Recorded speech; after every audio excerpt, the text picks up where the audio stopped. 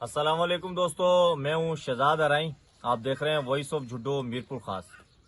दोस्तों, आज जिस बच्ची के साथ हम इधर मौजूद हैं किसी तारीफ की मोहताज नहीं है। सना कपरी, डिस्ट्रिक्ट मीरपुर खास, तालका झुड्डो के छोटे से गांव मीर अल्लाह बचायो के अंदर इस टाइम हम मौजूद हैं। इनके बराबर में आप देख रहे हैं ये इनकी नानी है, जिनको हम जो है अप्रिशिएट करते हैं। सना को आज पहुंचाने तक इनके नानी और ख़ास तौर पे इनके मामू का और इनके जो इस एनजीओ के जो ऑफिसर है नूर अहमद नारेजो साहब, उनका अहम रोल है इसके अंदर। हमारे साथ ये बच्ची है, इसने माशाल्लाह पाकिस्तान का नाम और बेसिकली सिंध का नाम इसने रोशन किया है।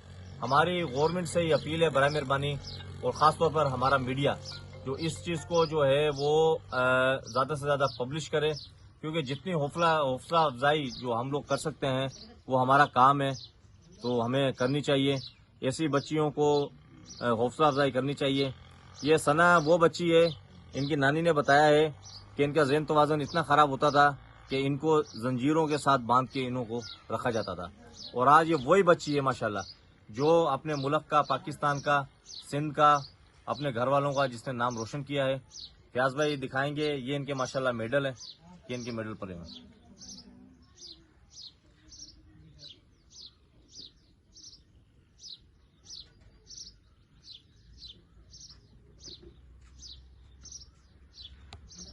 ये सना कपरी, ये हमारी छोटी बहन है।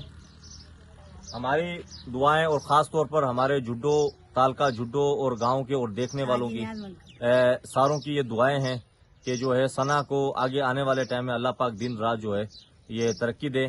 ये जो गांव है इस टाइम ये मौजूद है, हम न्याज कपरी, हाजी न्याज कपरी, ये काफी बड़ा गांव है। वो आप मेरे पीछे देख सकते हैं कि सना का जो घर है वो एक जो देहात टाइप हमारे यहाँ होता है, ये वो घर है।